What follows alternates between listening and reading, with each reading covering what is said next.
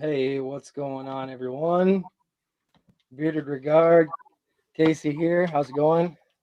Nick, Walt, how are you? What's up, guys? Good. Good. How's everyone doing out there? Good. Good. Week's all been good? Yeah, man.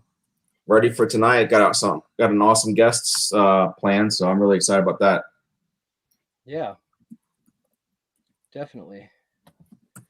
There's some other streams going on, so. But yeah, we got a few different streams going on, so people should be trickling in as time comes on. Yeah, so we're gonna go ahead and bring in our special guest. Actually, I guess we should introduce yourself. I'm Ultimus Prime. Bearded Beanie. Casey, bushy beard. All right. Let's see, trying to figure out why there's no notification up on YouTube here. Yeah. There it goes. Hey, there it goes. Okay. Yeah. So it should be starting. All right. Let's go ahead, I guess, and bring in our special guest. Yeah. Let's show a little video here first. Now, I want to just tell everyone, some of these nights we're on late, so we're going to have some videos possibly or some language that might pop up, and this might be one of those nights. So if anyone has any children watching this stream or anyone else, you might want to at least tuck them away for the next 10 minutes or so, 5 minutes. Let's go into our first video here for the night and introduce our first guest. No, throwing it up. Yeah. Cup of coffee on the way. Yeah. Got your coffee here, Mach, just like you like it, and I also brought you cream. Cream of the crop. Cup of coffee. Nothing means nothing. Yeah. Yeah, man, that's cool and all. Yeah, cream of the crop. Doing it up. Whatever you want, man. I brought you the coffee that you asked for. Yeah, you know what I'm talking about right now. I'm talking about from the top to the bottom. Yeah. Look, man, I just wondered if you wanted the coffee. I brought it. It's hot. Yeah, you know what I want? Yeah, I've been in a cyclone, but now you're entered the danger zone. Yeah, that's what I'm talking about. Cream of the crop! I don't know what you're talking about. I brought you a cup of coffee because you asked for it. What I'm talking about right now is the cream of the crop! Doing it up! Yeah. Look, man, do you want the fucking coffee or not?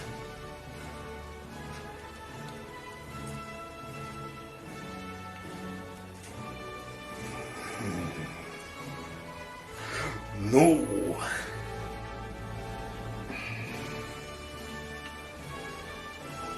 Yeah, what a space cadet, don't know what's going on. Yeah. Wow. Yeah! Space cadet, don't know what's going on. Yeah. Wow. Welcome, Macho Man. Hello, Mr. Chad Straza, aka the Macho Man of the community. How are you? Oh, he's muted. Oh, yes, you are. One Sorry. second. Oh, now, welcome, There you go, Chad. Chad Straza, to our show. I'm talking about happened so fast, can't even talk about it. Yeah. Here we go. I think people can find us now. Welcome, Dagan. Yeah. There's Ryan What's up, Ryan? and Adrian. Yeah. How are you guys doing? What's going on, guys? So, All right. Mr. Macho Man, how's it like being in the community? Yeah, the community's pretty good and very supportive. Can't complain whatsoever. Yeah. Can't have the sweet without the sour. Doing it up. There you go. I'm gonna throw a link in chat here. Hopefully, does that show up as a link in chat? Yeah. That's where Yeah. you can find. That's where you can find this guy right there on TikTok. Yes. Or of Be course, sure more to. videos. We'll show some more tonight here, but yeah. So, tell us a little more about yourself. Well, I wrestled since I was 6 years old, like Greco-Roman style, all the way up through high school. I won a bunch of tournaments and everything like that. And then when I was 15, I started training to be a professional wrestler. Wow, that's early. That's like real early. When you're 16 years old, full of testosterone and throwing guys around and everything like that, you must have thought you were king of the mountain. No, not at all. No. Because I was a late bloomer. Oh, okay. I didn't even hit puberty until I was like 16. So when I started wrestling, like my learner's license, I was 5'4" and 130 pounds. Wow. Wow. So yeah, didn't start off very good whatsoever on that one. And then you just get your ass kicked by a bunch of big wrestlers. Right. So did you make up for it with like? Guys are huge. Yeah. Well, you're pretty big yourself, Chad. So I wouldn't want to scrap around with you either. Well, I got bigger, but it took a lot, man. It took a lot. Yeah. Like I'm sure. I was eating 8,654 calories to get up to 192. Wow. Yeah, like I was eating so much I was puking. Yeah, to put on weight, you gotta put in I've never studied it, so you know a lot better than I do. But there's certain things you got to really pack on if you're trying to put on a lot of muscle. Yeah, you gotta. All you're doing is eating and working out. That's all that's happening. Yeah. A lot of cream of the crop. But I was doing power programs. Like I'm 100% natural. Always have been in my whole life. But like I was lifting quite heavy for my size. I was deadlifting like 405, squatting 375, bench pressing 275, and that's all for 6 reps. It was my life. I lived like a monk for 12 years. I didn't do anything but sleep, eat, wrestle, and work. Wow. Welcome everyone that's coming in. I think I've seen 8-bit Sean, Dagan, Corey, Vato. What's up, Vato? Chops. So I'm curious, when did you figure out that you could really start doing this Macho Man impersonation so well? I would joke around with my friends about it and stuff, like because all you're doing is hanging out with wrestlers, right? So right, you're doing the promos, yeah, and you're talking a little bit up, and they're all getting a kick out of it. Yeah. And then they had a couple friends that were in a band, and they were like, "You have to introduce our band as Macho Man." So like before they came out, I would be Macho Man, and I'd be introducing them and be like, "Yeah, I'm gonna get this band coming out, knocking your socks off, yeah."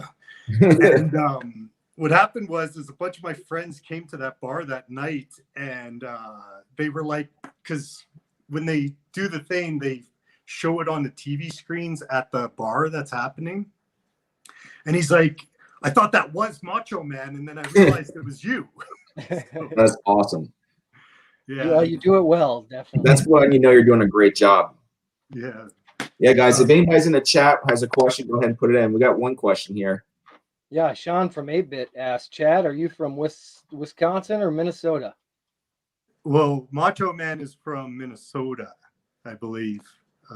Me personally, I'm from Regina, Saskatchewan, Canada, in the buttfuck of nowhere. Like literally nowhere. What's up, Vato? I'm just trying to catch up on the comments here. 8-bit said that he could take me. Looks like he could kick my butt. Probably. I'm a pussy and I am what I eat, so I'm okay with that. Pretty tough too. There we go.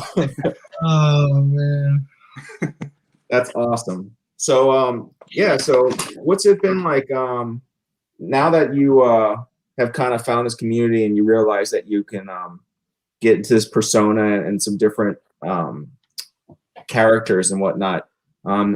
It seems like now you have the ability maybe to start branching off the TikTok and doing some different getting some more exposure. This is a really cool opportunity for you to make some content. Yeah, my problem is that I'm a caveman. I know nothing about technology. I could go live in the woods for a year and be perfectly fine.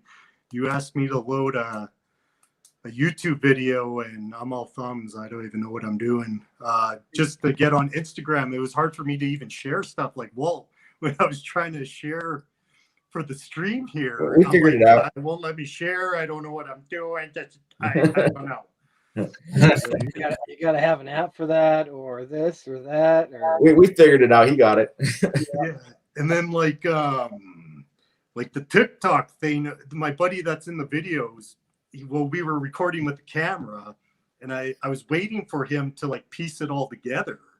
And I was waiting so long. I was like, dude, like I got to get these videos out, like because the community has been very supportive, and especially like Dave Motivation and Beer Times with Scott, give them a shout out. They've been huge supporters, and you guys have as well. You know, bringing me on the live here and giving me an opportunity. It's overwhelming. The community's really, really good, and a lot of people showed a lot of support and a lot of love. And with the videos, I'm just trying to make people laugh. That's all I'm trying to do. It works, man. It works. People love it. There's certain people like you that are in almost every live. You jump in, you're in there. You're super supportive. So that's why we wanted to bring you on. You know, we love that support. So yeah, like it's pretty sweet, man. Cream of the crop in the community. Can't complain whatsoever. Yeah. That's what I'm talking about. But I've always been able to do impressions. I don't know what it is. I like Macho Man. I can't sing and I can't dance, but I can make romance. Yeah. But love it. I could just do impressions. I don't know what it is. I can hear it and I can do it. But speaking of other impressions, let's show them. I don't know if anyone's seen this. I grabbed a few videos from Chad here. We're gonna play tonight, so let's show another one. Yeah, Chad, do Robert De Niro. Oh no, it's solid here. I'm telling you. Hear me out. I'm not gonna tell you. I'm just gonna eat it, okay? But you. You're my friend. Get that camera out of my face. That's awesome. You can tell you like to have fun, Chad. That's Oh yeah, like that's what life's about. Don't get me wrong, I have my ups and downs too, but that's when we go hiking with my buddy. We always do a 2-week trip up in BC, and we play a lot of cards. And when we play cards, we can only play if I do impressions. Like I was dealing one time and I was just talking normal how I am now. And he goes, whoa, what the hell are you doing? I'm like, just dealing cards. He's like, no, you have to do an impression. So like, and a disclaimer too to everyone out there, the impressions I do, I don't think I'm amazing at them. It's just people tell me I'm good, but like I'll whip out like Joe Pesci or Robert De Niro or Jesse the Body Ventura or Jason Statham, and people seem to get a good kick out of it. That's awesome. Yeah, I actually grabbed a couple pictures of must be when you were out on a hike. That's a picture off your IG. Yeah. I don't know if everyone can see that. That was at Mantario Trail and we almost died. Oh wow. Yeah, so when you go hiking like coming that, in. when we go hiking like that, we're totally like bushwhacking it. Like there's hardly ever any cell phone service. You're eating hydrated food, filtering your own water. You got like a 65-pound pack and you're hiking up and down mountains. There's bears, there's wolves, all that stuff. But when we went on that trip, there was a humidex warning of plus 48. and we didn't know because we had no cell service and we're hiking. I lost 10 pounds in 4 days because we were sweating so much. Wow. Yeah, it was brutal. It was quite the hike. It was it was still a lot of fun, but there was a lot of complaining going on as well. Oh, I'm sure you're probably blocking up and everything. Well, on that trail, there's a lot of granite. And I've been hiking for 7 years. My feet have never bothered me. That's the first time I ever felt my feet were going to explode. Wow. Hey, George, healthy beard. What's going on, brother? Glad you stopped in. So have you been in Canada your whole life, or is that something more recently you moved up there? No, I've lived here my whole life. I only moved to Edmonton for 1 year. I can't handle the heat, man. I went on a hot vacation once, and I like the cold. Minus 40. Usually winters here are minus 35 to minus 50. That especially in January, February. Yeah. And so I kind of acclimatized to that. No macho man doesn't like the cold. He hates it. Yeah, I'd say going from, such extreme weather conditions, cold like that to hot, I mean, that must be miserable for you. It can be just like, I don't know. My philosophy is when you're cold, you can usually warm up unless you're freezing to death, right? But when you're hot, it's hard to cool down. Exactly. And that's just what I don't like about it. So someone was asking about humidex warnings, and they're not sure what that means. Does that mean the humidity is over 48%? How does that work? Yeah, I don't know too much about it either, but like it's when the humidex is that high. Like I've had, because where I live, like it's so weird. Like it can be freezing cold, and then you can have all 4 seasons in one day. Wow. And our summers are very humid, and like it's been so humid, like you have a hard time breathing. Like you're just like, yeah. Yeah. Florida can be very humid too. We get that hot heat that when you're outside, it just like your lung doesn't get a lot of air. It's got like a lot of humidity in the air. It's just hard to breathe. I don't know. It's probably different up there, but we experienced, I guess, something along that lines. But have you lived in Canada your whole life? Yeah. Okay. I've been to the States to visit and stuff, like Mall of America. Went and saw a Vikings game, Mudvayne in concert. It was like a big 4-day trip that we did, and it was pretty awesome. The funny thing, though, between Canada and America is the restaurants. Like we have a Chili's here, but when you go to a Chili's in the States, it's completely different, like 100% completely different. So yeah, you guys have way better food, I think. Oh, really? Oh yeah. Like I'd rather eat in the States any day of the week. Really? I'd like to go to Canada sometime and check it out. That would be amazing. Canada's definitely a place I want to go visit. Yeah, it's good here. I got no complaints, especially like if you go to BC, like that's beautiful country up there. Like, same with Alberta. Don't come to Saskatchewan where I'm from. Like there's nothing here. The saying is true. You could see your dog run for 3 days. It's just flat. Yeah. Yeah. That's kind of the same way it is where I'm at right here. Actually, it's just flat for forever. You can see for 30 miles. It seems like, Yeah, there's nothing here at all. The only reason why I'm here is because of my mom, and I got a good job, and it ain't wrestling. I'm telling you that much.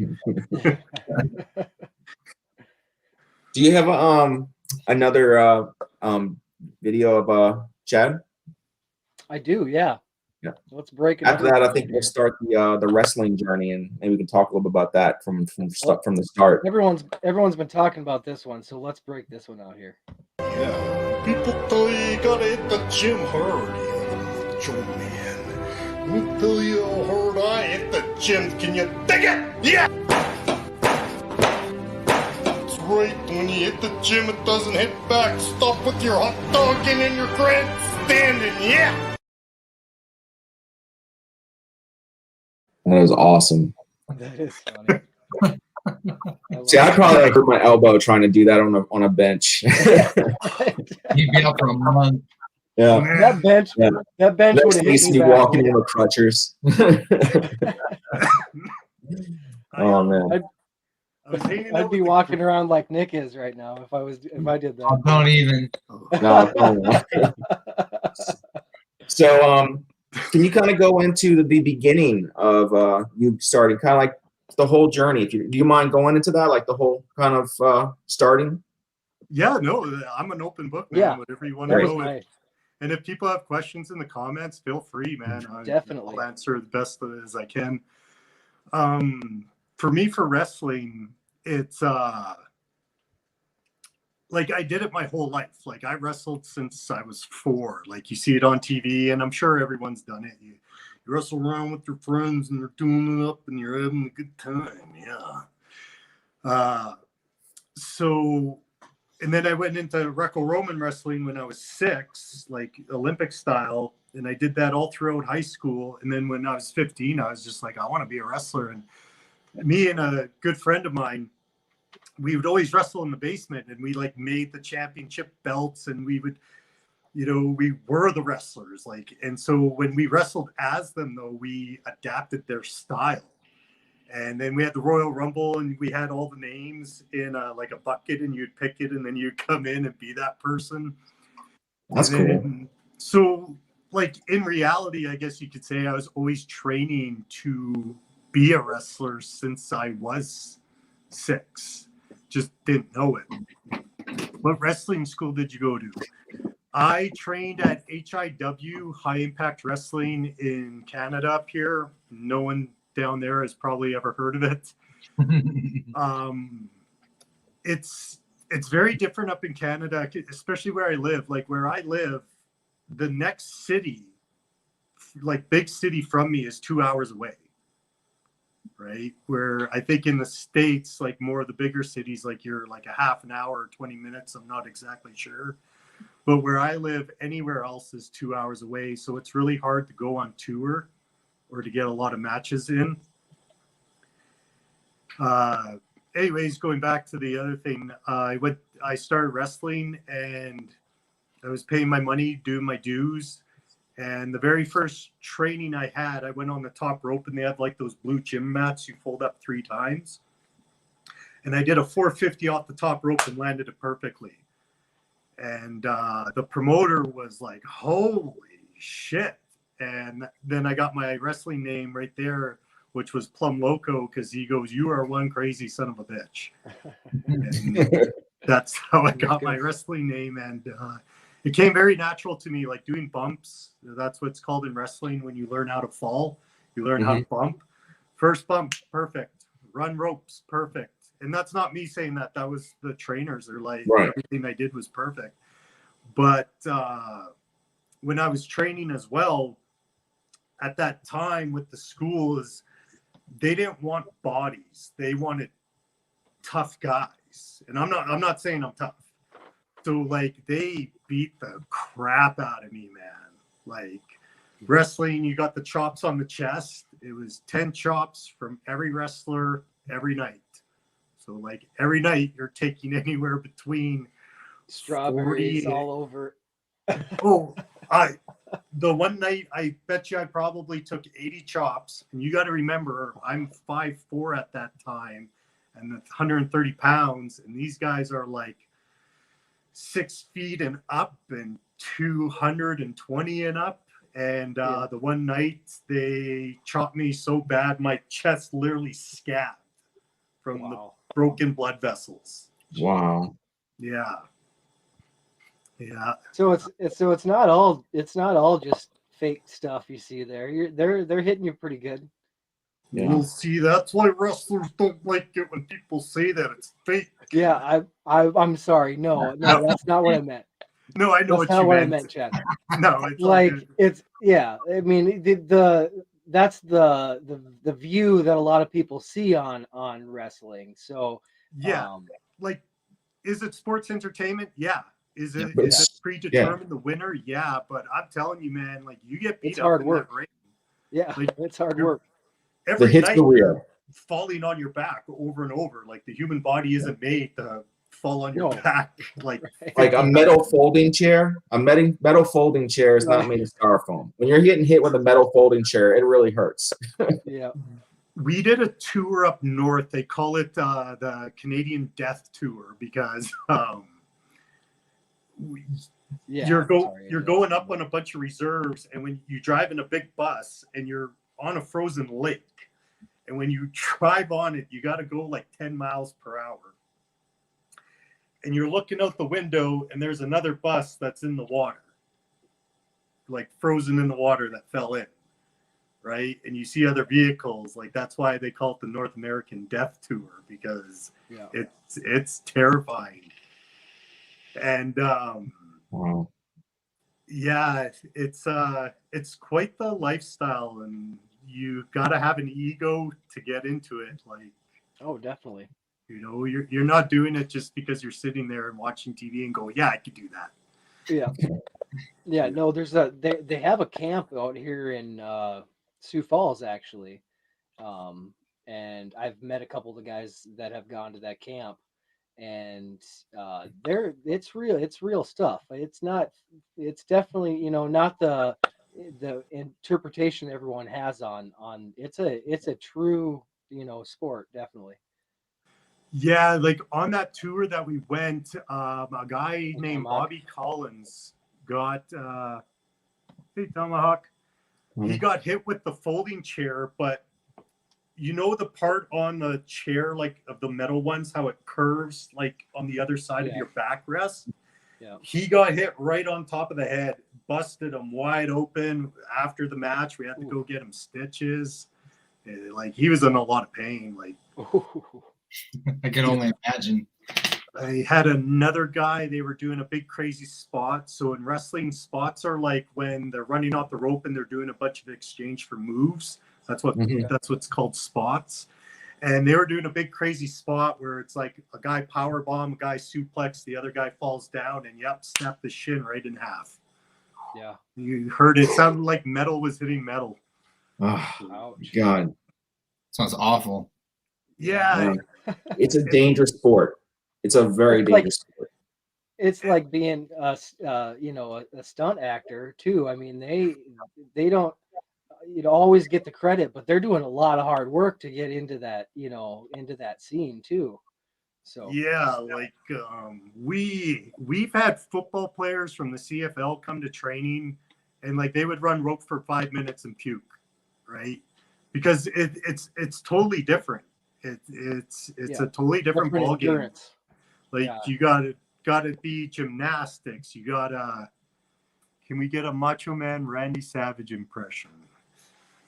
Okay, so there's a really funny promo that Macho Man does where he's talking about how insane he is, and he messes up halfway through and realizes he's screwed up.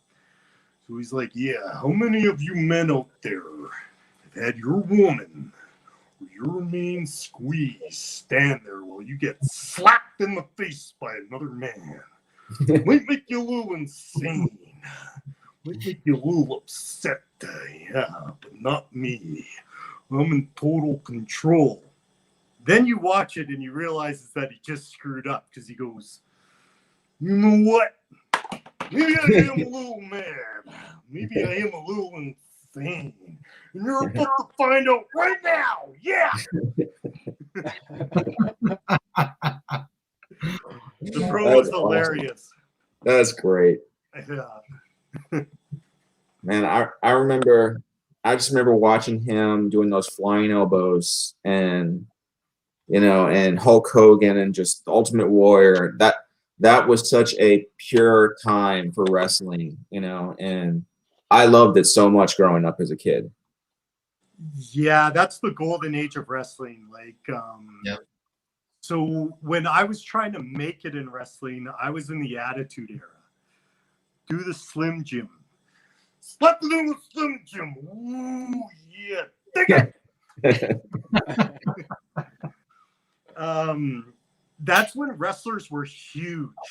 Like in that Attitude Era, the average wrestler was like 6'2", 6'4", 250. And if you weren't that big, you weren't getting anywhere close to like getting a tryout or getting anything. The problem with that era is they had a lot of big guys, but, and I'm not trying to be rude, is they didn't have the wrestling talent. So they were like, a lot of people are getting hurt because you have these big, huge, powerful guys and they're clocking you. You know, they're like, you know, the boogeyman. Does anyone remember the boogeyman? I'm the boogeyman coming to get you. Mm-hmm. He had no teeth because someone beat the crap out of him in training and hit him so hard it knocked out like a bunch of his teeth. Right? Wow. And in wrestling, the golden rule is you got to take care of the person you're with. Technique. Like, you know, like potatoes happen. We call them potatoes is when you go to like hit someone, but you actually smoke them. You know, you call that a potato in wrestling. Oh, why'd you potato me? What's your problem? Like when I met Honky Tonk Man, he tells a hilarious story of Ultimate Warrior at, what is it, WrestleMania 3 when he wrestles him for the title. And Honky Tonk Man's like, yay, I'm coming down the aisle. And you got Ultimate Warrior there. And when you watch him do the clothesline, all I see is a big, veiny blue forearm. And I don't even wait for him to hit me. I'm already bumping. I'm already gone. You know, if you watch that right now on TV, he misses me by 2 feet. You know, that's a good honky tonk. I like that. I don't know if anybody in the chat knows about Honky Tonk, but he was like an Elvis kind of guy, but he was a little bit. His voice was just more kind of like how Chad does it, and yeah. Most I remember of the wrestling was probably the video games. I didn't watch it as much, but I did get to meet. I got to meet Hulk and Sting, I believe, was in there, and someone else was in. They came into my gas station one time, and they.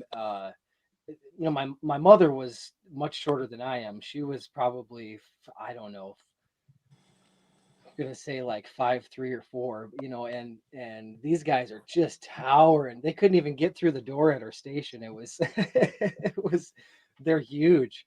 Yeah. Yeah, like Adrian's in here and he got trained by like Rikishi and Gangrel.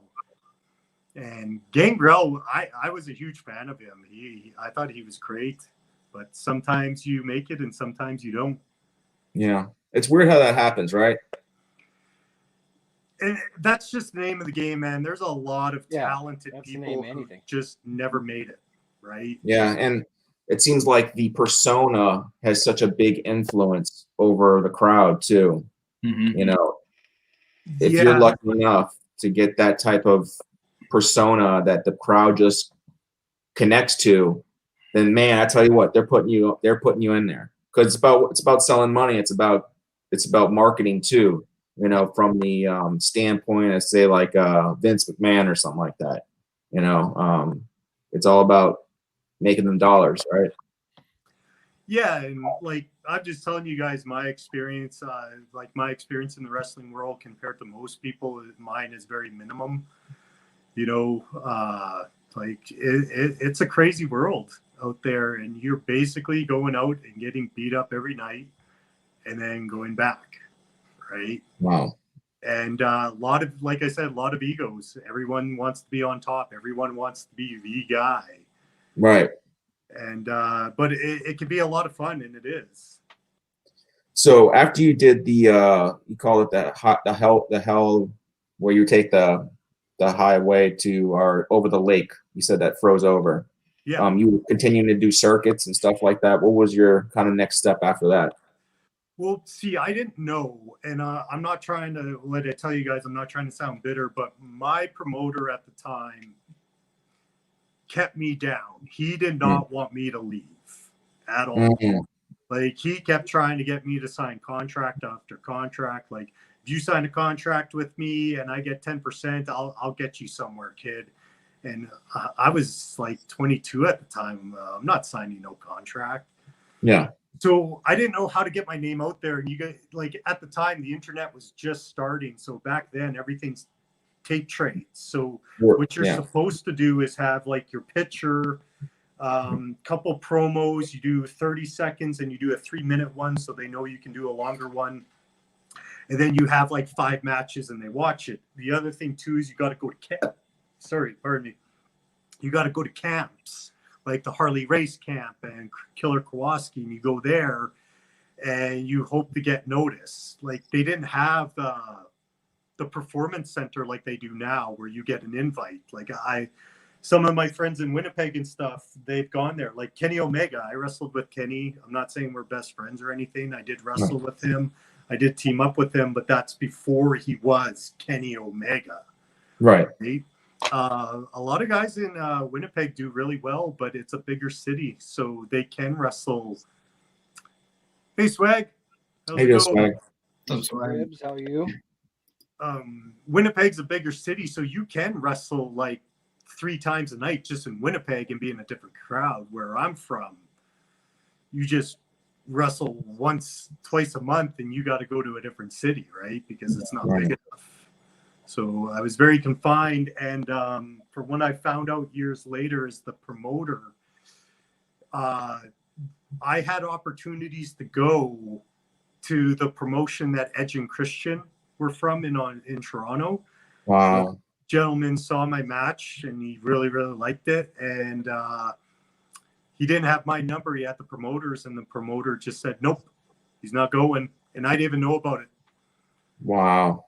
So I got screwed over on a lot of stuff like that. So I was, because when Edge and Christian came out, that was huge. It was huge. I mean, they had a very, very long career, those two guys, and they made it up. They were, I think Edge was world champ for a few times, right? Yeah, he was, and he was in the Hall of Fame, and right now he's the very first person to ever be a Hall of Famer and then come back and win the Royal Rumble. Right. And you got Chris Jericho. Chris Jericho's from Winnipeg. Kenny Omega is hailed as one of the best wrestlers in the world. Like the guy did tremendously in Japan. He's from Winnipeg. You know, so those Canadian wrestlers were a force to be reckoned with. And I remember, was it the Hart family was also Canadian? Yeah, the Hart family was Canadian. And then of course you had Dynamite Kid. Mm-hmm. Thanks for coming. See you later. Have a good one. See you later, Dagan. Like Dynamite Kid is like, you can't get any better than him as a wrestler, and that's why it's kind of hard to talk to people about wrestling when you're a wrestler, because you look at it as a wrestler while other people still look at it as being a fan, and that's great. It's awesome. It's just that there's a big difference from being a wrestler and being a fan. You look at it completely different. Oh, for sure. The perception of what goes into it is completely different. A lot of times they think that you're just going out there and you're just, playing around and on a scripted match, but they don't realize there's a lot of politics that's involved. There's a lot of negotiating, a lot of networking, that goes in. And then that on top of that, you have to be a stuntman, an actor. It's very labor intensive. I can imagine the amount of work that goes into it, and but the payoff can be very, very rewarding too.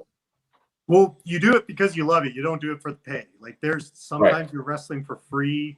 Sometimes you're wrestling for $20. Like later on, I was in a good position because I was pretty popular, and I usually, like, I don't want to sound like I got an ego, but I was usually one of the better wrestlers on there. So I could negotiate my pay.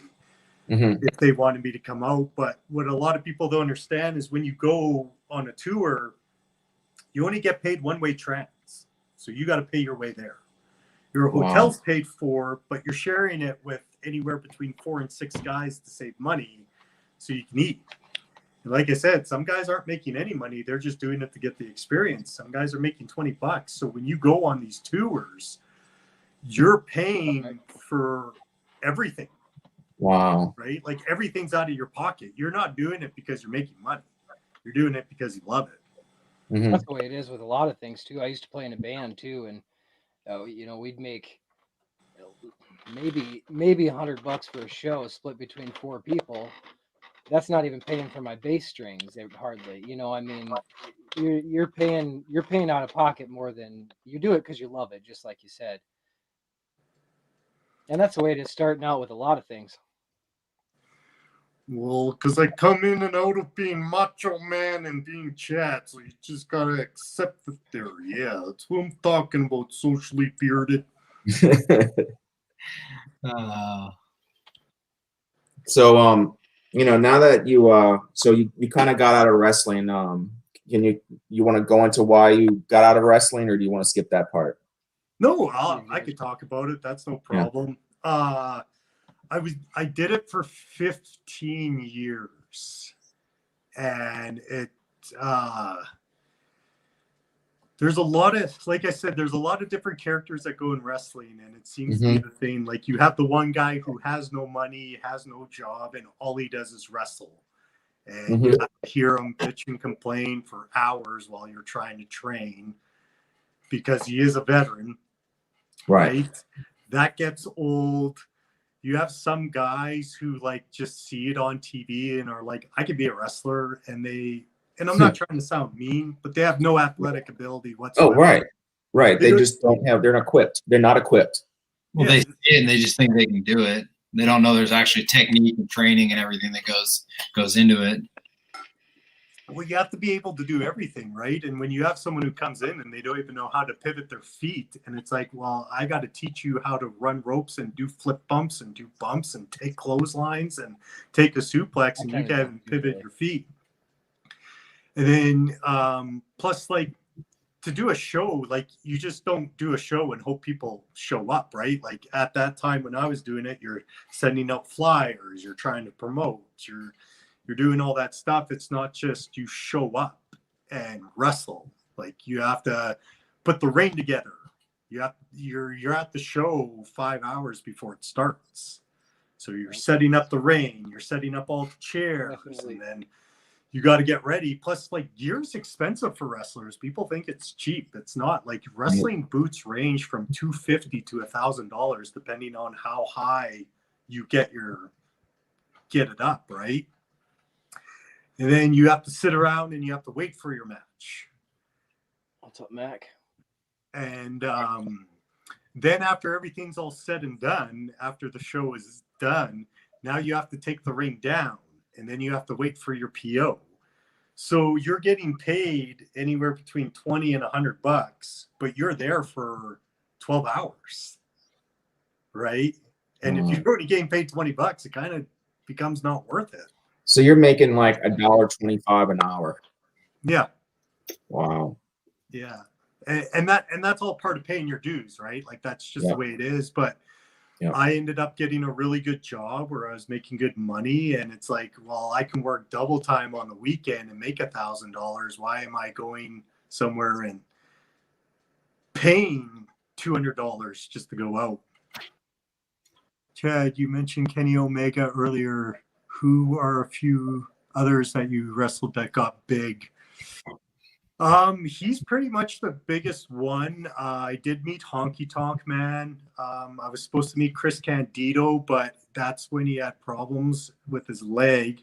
For people who don't know who Chris Candido was, he was skipped from the Body Donnas, and he died a week after we were supposed to have him. Wow. Yeah. And then same with the British Bulldog.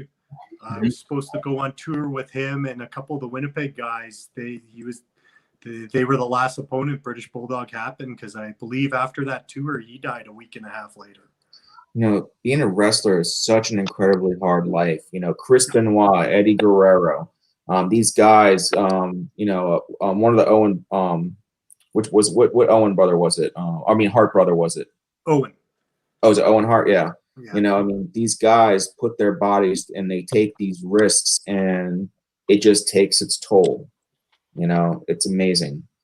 Yeah, and that's why I find it funny. Like, people are posting on Instagram like how Chris Jericho looked and how he looks now, and Brock Lesnar how he looked and how he looks now. And it's like, you go out on the road 300 days out of the year, get beat up every night, travel, and tell me that you're still going to look good as you did when you first started out. I don't care what kind of gear you're taking, right?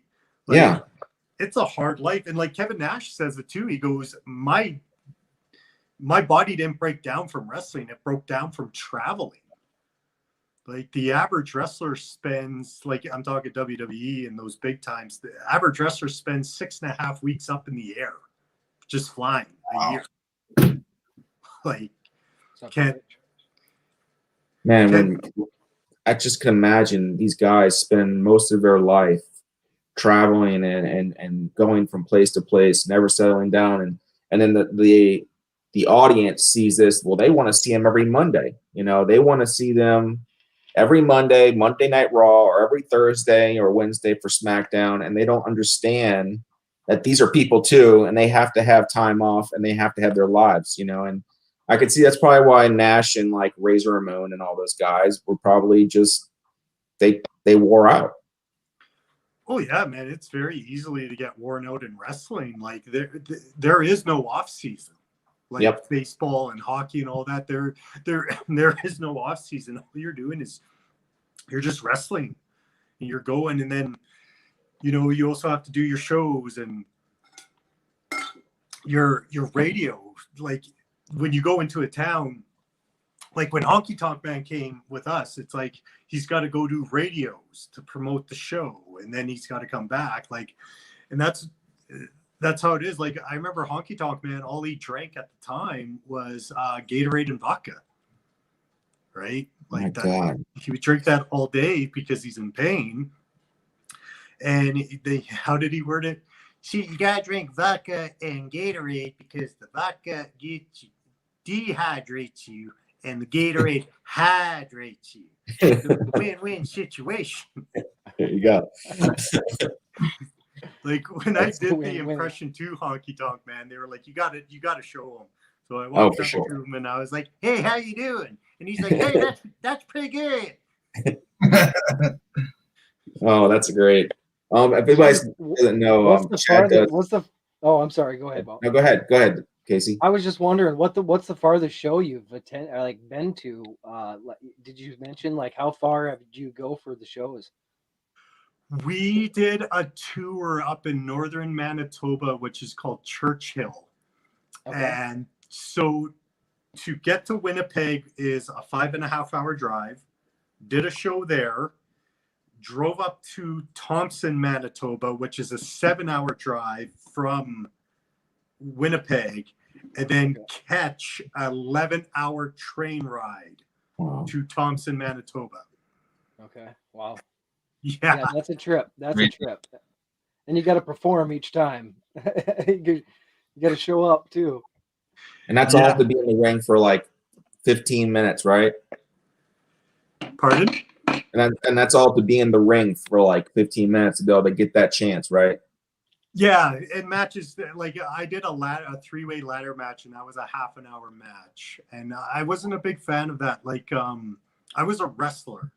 Is how I worded it. When I did a show in Winnipeg, I was wrestling a guy who was 450 pounds, and the promoter comes up to me and he's like, "All right, so you guys are going to go out there and you're going to have a hardcore match. So you're going to go through a table here and you're going to get hit with a chair. And yeah, we're going to do it up." And I looked at him. I said, "No freaking way."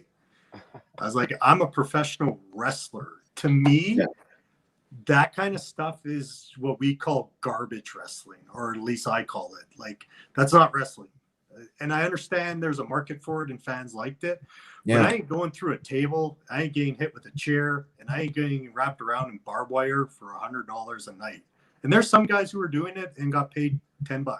Mick Foley, you can just see he put his body through hell doing that stuff. The Undertaker was on Joe Rogan not too long ago, and he was talking about just his experiences, and it's just wild what these guys had to go through. They were living off of painkillers and booze and just trying to make it through every day. Like in Dynamite Kid's book, if no one's read that, you want to know about, like, Dynamite Kid talks about how he would wake up in the morning. I don't know what's all safe here to talk, but he would do a line of cocaine to wake him up, go to the gym, do a shot of steroids, go to the gym, work out, get everything ready to go. Then when he was ready to catch his plane ride, he would pop his downer so it would pass him out and he could sleep on the plane. He would get up from the plane, do his line of coke to wake back up. And then before he would go to the arena and he would start drinking booze. We don't recommend that anyone does that. No. No, I'm just talking about what it was like wrestling. Don't do this at home. And then before his wrestling match, he would pop a bunch of speed so he had that power and he would go. Then after the match, they would party all night, pass out, and then get up and do it again the next day. Talk about traveling hard on your body. What would that do to your body? Destroy you. Yeah, I mean, the amount of what you're putting into your liver and your kidneys. I don't know how these guys didn't suffer from organ failure. You know, it's incredible. Well, they did. He did later on in his life. And with the steroids that he did, he had a rare thing that happened to him. It happens out of 1 every million people where his heart doubled in size. And the doctor said to him, he goes, if you continue doing steroids, you're going to be dead in 3 years. And he goes, I've never touched steroids since. Wow. But like, that's why they have that wellness program now for wrestlers, right? And because I think it was 2004, it was something like 43 wrestlers died that year. And from like drugs and steroids and drinking. So that's why they have that that wellness program in there now. And like, that's why you don't see the big jacked up guys anymore for the most part, because they're so closely watched. And when I was coming up in wrestling and the Attitude Era was there, I said it 15 years ago. I go, wrestling's going to have to go back to the way it used to be, where you had all these different body types, like the Dusty Rhodes and the Jake the Snake Roberts. Because if everyone looks like the Ultimate Warrior, you don't have an Ultimate Warrior. Yeah. Right. And then also it gives people an unrealistic expectation of what people are supposed to look like. You know, that's bad. That type of image that you think that everybody has to be jacked in order to be a successful wrestler. That, you know, they have to have, what was it? Hulk Hogan was 25-inch pythons. Was that his thing? Yeah. You know, it's wild. It's awesome to see that the environment and the industry has kind of evolved. You know, it's important. I've been retired for 8 years, man. We'll have a community special. Yeah, right. Fun, wouldn't it? Yeah. Like, speaking of that, like when you run ropes, when you first start running ropes for wrestling, your back will be black, blue, and purple, because it literally is a wire cable with plastic tubing over and then tape. Mm-hmm. When you run ropes, you got to hit them. Especially if you bounce off. Yeah. Like, especially if you're a fast wrestler, like I always went on speed, like you're hitting them as hard as you can to bounce off. Yeah. But then your body gets used to it. So when I did that wrestling video and I elbow dropped the bench, I was aiming out with the girlfriend and I had a big bruise right here. And she's like, why do you have a big bruise? I'm like, I don't know. Did I bump into something at work? And then I was like, oh, I was elbow dropping the bench for a video. Oh yeah. Wow. That's incredible, man. I thought you were gonna, I would have hurt myself. I was like, how is his elbow not hurting? But you know, I guess that comes back to, you know, you toughened your body up when you're in, you know, 16, 17-year-olds getting, you know, slapped across the chest at, you know, by 400-pound men, you know. It's crazy. So like, as you kind of evolved and got into your wrestling, eventually you started to slow down. Did you want to touch on that next step? Yeah. So like, I went hard. Like, so when you're in wrestling and when you go to the back and you meet all the boys, you shake everyone's hand. And in wrestling, when you shake the hands, it's kind of just a touch like that, right? And it lets you know how stiff you are in the ring when you shake somebody's hand like that. Like if they're very light, you're like, okay. I would always squeeze because I was what was called a stiff worker. So like even though it was predetermined and it's entertainment, I still wanted people to second guess if my matches were real or entertainment, right? Like I wanted them to be like, I don't think he softens it up. Right. But when you do that, you have to expect the retaliations. Like I would always tell the guys, like, don't be afraid to hit me because I'm going to hit you. And in wrestling, you got the chops. And in wrestling back then, chops were the big thing. And I'm not saying I had the hardest ones, but I had some of them. And I would chop guys so hard, I would rip the skin right off of their chest. Like guys were, yeah, guys were afraid to take them. It actually got to be so bad that the promoter would walk up to me and he's like, you're only allowed to chop a guy 2 times. That's it. You're not allowed to chop him anymore. So, yeah. So You're giving the business, that's for sure. Yeah, man. Like I would lace those bad boys in as hard as I can. My whole goal was try to make your spine pop out of your chest, or I was trying to cave in your chest. Like, yeah. But I expected it back, right? Like, yeah. What else? So when I started to slow down, I don't know really how it happened, but I popped my C7 in my neck. So that's your biggest lump in the back of your neck there. And when I say popped, I had a really nasty disc bulge. So your neck has that natural curve to it. When they did the x-rays on me, my neck was going the complete opposite way. The curve was. And like this was my posture when I went to the hospital, because so it kind of snuck up on me. I was laying in bed and my pec, my tricep, and my lat started spasming. And it wasn't that bad. And I was like, what's going on? Like, this is weird. So I repositioned, and about like a half an hour later, I'm talking violent spasms. I'm in pain. I don't know what's going on, and I don't go to the hospital. I don't like going, and I drove myself to the hospital, and it, like, I don't know how to word it to you guys. It was excruciating. And when I got to the hospital, I sat there for 3 hours. No one came and checked on me. And like when I walk in, they always ask that story, like, what's your level of pain? And I'm like, 10. Like, yeah. This is a 10.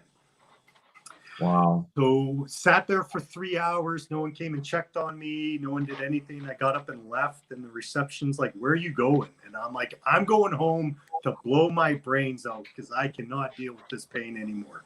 And I left. Wow. So didn't sleep at all. Didn't sleep at all. Went to my doctor, told her what was going on. She's like, hey, we got to get x-rays. And she goes, Chad, like, I don't know what you want me to do. You never let me prescribe you anything. And I was like, I need something. Like, so she gave me T3s, went, got the x-ray. Next, going the complete opposite way. Now, with the C7, it affects your whole left side. So, like, I couldn't feel my fingers. Hey, Joe. Sorry, Chad. We got another guest coming in.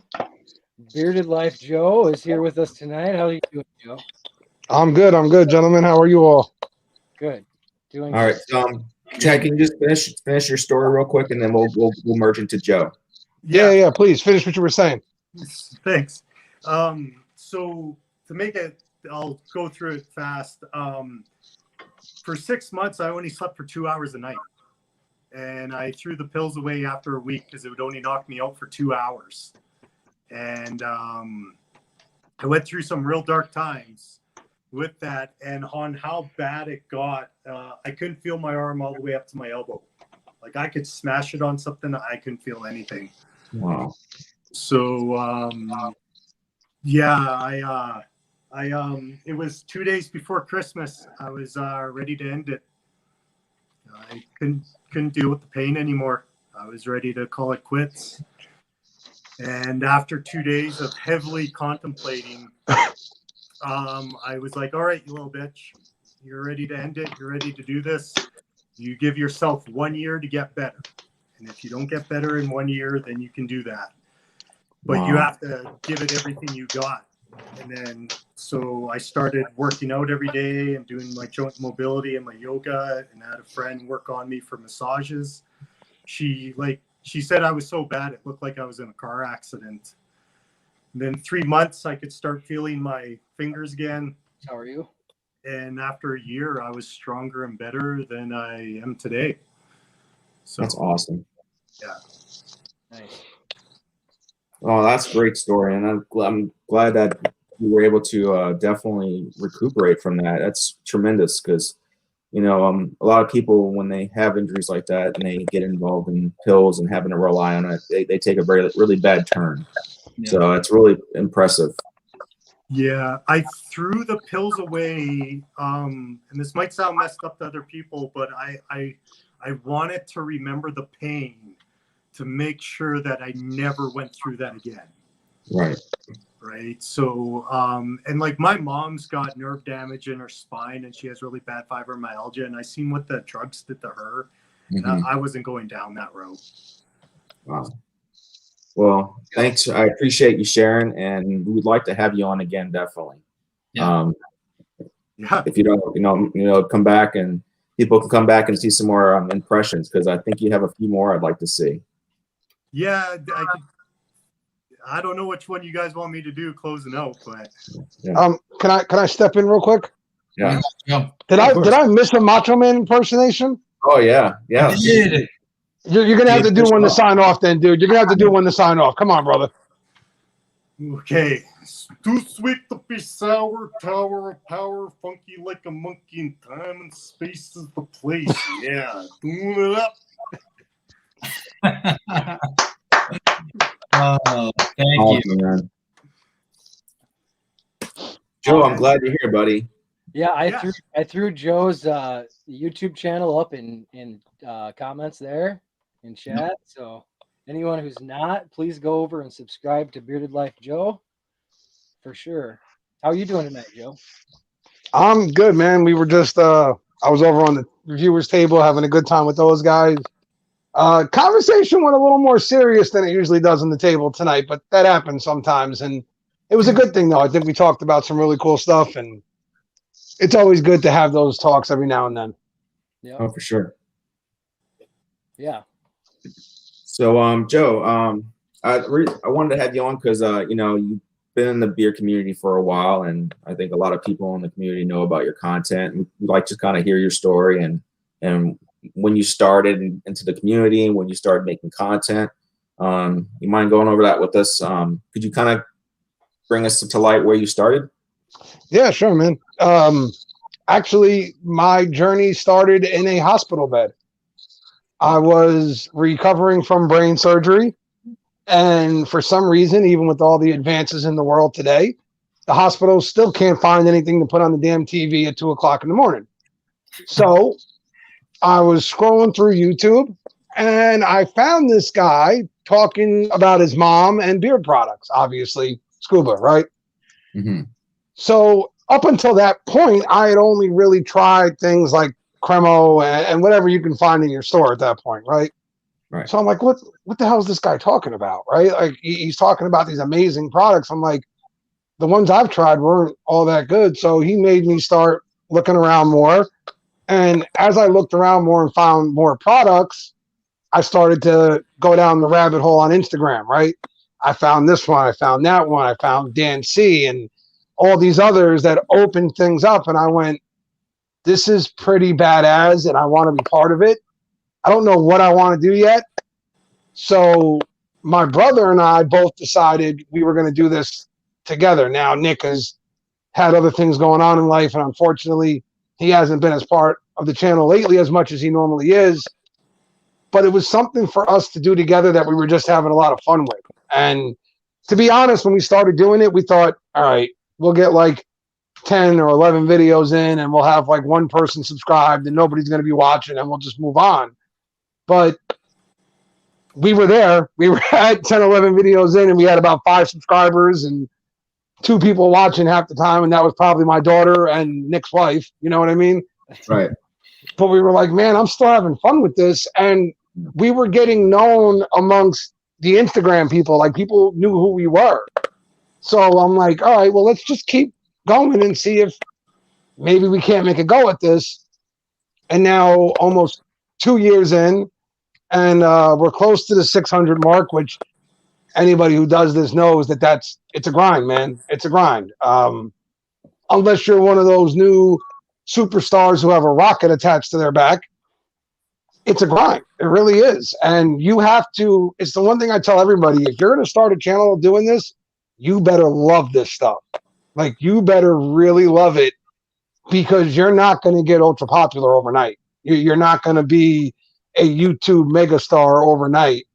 You have to have the passion for this community and the love for the people in here. Otherwise, it's going to fizzle out on you and wear out on you real quick. So I just kept doing it. And I started making some really cool friends in this community and people that I honestly don't know where I'd be today had I not met some of these guys. So the community has become as much a part of my life as anything else right now. So I wouldn't trade any of this in for the world. Oh, I agree. I agree 100%. The people in this, I talk to you guys, I see you guys more than I see my friends.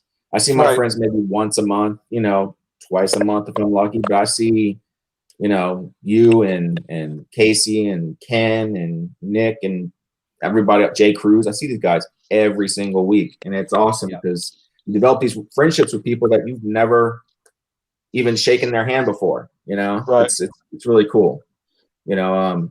So you got into starting making content. You started liking that. I also noticed that you also get into the beards and films with Barbados Joe. Were you always a big movie guy? Yeah. I always, man. I'm known for finding a director I like and then running down his line. So anything that director makes, I'll just keep going down the line and watching everything he makes, be it bad or good or indifferent. I'll watch it just because I like his work.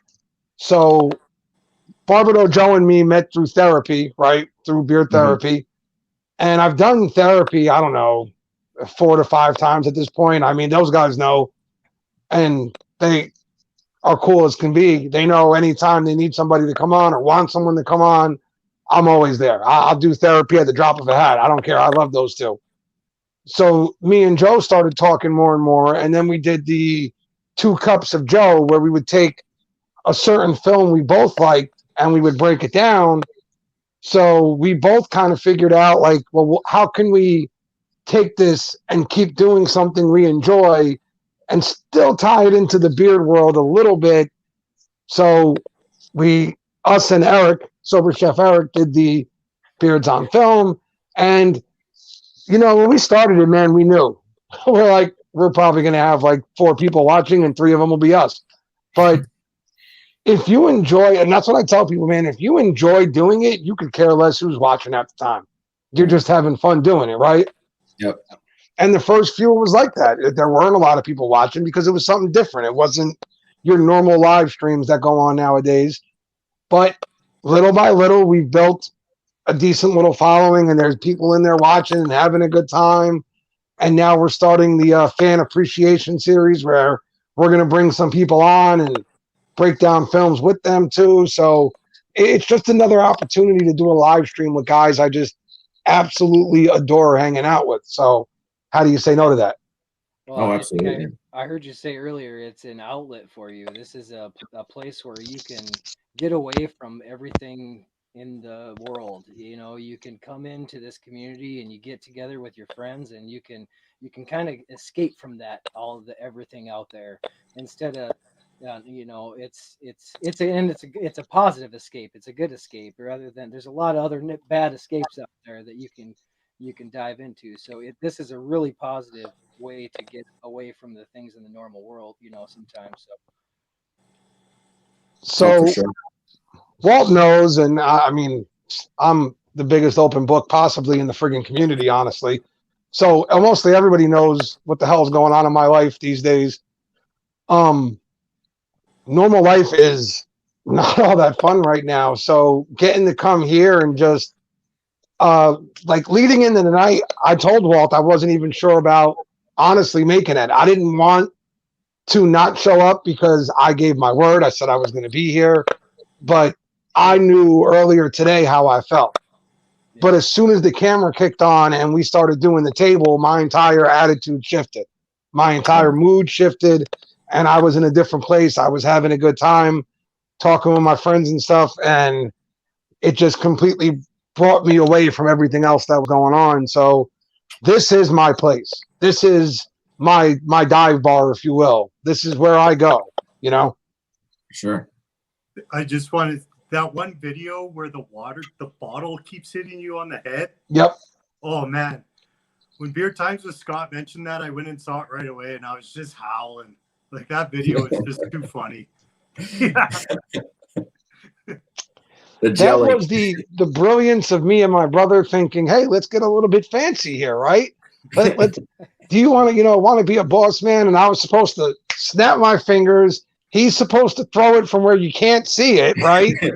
That way it looks like it just drops out of the sky and lands in my hand. And apparently my brother can't throw, right? So the first time it hit the wall, the second time it hit the camera, and the third and fourth times it hit my head. That video is great, man. Like, I was just howling. Hey, Dave, how's it going, buddy? Yeah, and those are the reasons I miss my brother a little bit these days when I do the videos, because doing it together was a lot of fun. So I do miss that aspect of it, but I understand, like everyone else, life happens. You got to do what you got to do. So hopefully one day he'll be back in here with me making some videos. See, I'm wondering if low-key, if he's New Jersey Gabagool. Nope. No, it's not him. Okay. I promise you. My brother doesn't have that good of a personality. It can't be him. Okay. You're going to have to scratch that one out of your detective book, Walt. Yep, scratch it off. Listen, I promise you, I do not even know who NJ Gabagool is. Right. Okay. Yeah. I'm watching you guys. When I see him comment, I kind of watch you guys and see who's looking down and stuff. I can't seem to pin it down yet. I'm gonna figure it out though. Listen, I think it's amazing that something like that has just happened completely organically. Like, it's fun. Yeah, at the right time. Yeah, it's fun. Yeah. Somebody just picked it up and ran with it. It's fun. And you have you and Johnny Grooms, Jay Cruz, Barbo Joe. One of the reasons why I like y'all's channel, because that all of that kind of crew, the jokes that y'all have going on, the ongoing battles about Taylor ham and different things like that. It's endless comedy, and you guys are fighting, but y'all are joking around and having just as much fun, fighting about it as I am watching it, which is really cool. And that kind of brings a extra aspect to when I'm watching your videos or when I watch your lives on IG, and I get more of a sense about what's going on with you guys and what y'all are about, and it kind of adds to it, Yeah, well, first of all, sir, I'd like to correct you and say that this is not a war of the Taylor ham. It's not a fight. It's me telling them what the reality of the situation is, and them failing to realize that they'll never be right in this situation. Right. Never will they prove me wrong, because this is the way North Jersey is built, and this is the way we operate, and that's it. Right. You can't change that. Right. So I just got one thing. So since I had to do an impression, Joe, can you do like the craziest Italian accent and like spazzing out saying gabagool? You know what? I don't even know what anybody's talking about when I do that. They say when I get angry, it comes out, right? But I don't know. Like, it's just me talking about the things I know, and like, they don't know what the hell gabagool is. That's their friggin' problems, right? I don't know what else to tell these guys. They say pork roll. Only South Jersey says that. You know why? Because South Jersey doesn't know what the hell they're talking about. They're out of their friggin' minds, and it's just the reality. North Jersey sets the trends in the beard world, and in the real world, everywhere. This is what we do. I don't know what else to do. I'm not saying that you're angry. I just want you to do a really angry one to be like, gabagool.